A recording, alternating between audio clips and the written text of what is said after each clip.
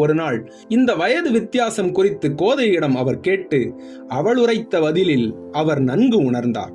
மங்கிய ஒளி வீசும் சிறு விளக்கின் வெளிச்சத்தில் சயன அறையில் அந்தரங்க சூழ்நிலையில் அவரது மார்பில் சித்திரம் வரைந்தவாறு சாய்ந்து செவியருகே இதழ்கள் நெருங்க ஆத்மார்த்தமான ரகசிய குரலில் அவள் பேசிய போது அவருக்கு ரோமாஞ்சலி செய்தது.